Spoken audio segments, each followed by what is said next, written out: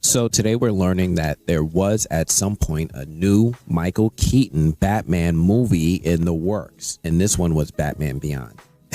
Heartbreaking. But before I get into that, first, if you guys like these updates, I need you guys to do me a favor. Please hit that like button. Make sure you subscribe. I need you guys to do that. I know most of you aren't subscribed. Please hit that subscribe button. Otherwise, Anyway, this news isn't very surprising considering how the actors return to the DC film franchise included cameos in a lot of other DC films.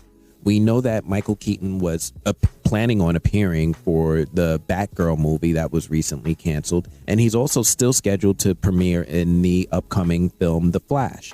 Now, those appearances, while receiving praise and excitement, seem to be getting adjusted with the new DC film regime in charge. One of the plans that's getting an adjustment is the reported plan for the Batman Beyond movie that was being spearheaded and led by Michael Keaton as an older Bruce Wayne. The news comes from the folks over at Collider and reads as follows. On the latest edition of the Hot Mic with Jeff Snyder and John Rocha, industry insider Jeff Snyder, who was credited with breaking the news of Daphne Keane joining the Star Wars series The Acolyte, recently reported that DC's new head honchos James Gunn and Peter Safran put the brakes on a new solo Batman story that would have starred Keaton in the role he first played over 30 years ago for Tim Burton. The film has reportedly set to be written by Christina Hodson, who was also the scribe behind other DC Universe films, including the Harley Quinn-based Birds of Prey, which had critical acclaim upon its release, and the soon-to-be-released version of The Flash, and of course that canceled Batgirl movie. Michael Keaton first got to play in the original 1989 film for Tim Burton and its sequel Batman Returns.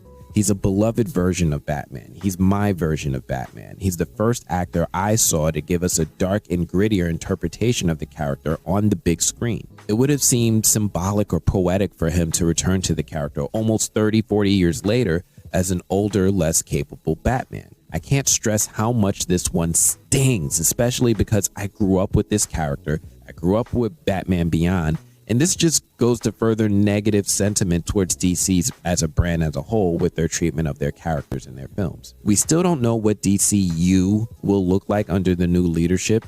James Gunn is doing as much damage control as possible on social media while still juggling, coming up with a plan. I don't envy his position. And whatever happens in the DC cinematic universe, it seems like DC will be working an uphill battle to regain confidence from its strongest critics. Anyway, that's all I have for this one. As usual, again, if you guys like these updates, you want to see more, please hit that like button. Please make sure you subscribe. Otherwise, I'll check you guys later. Peace.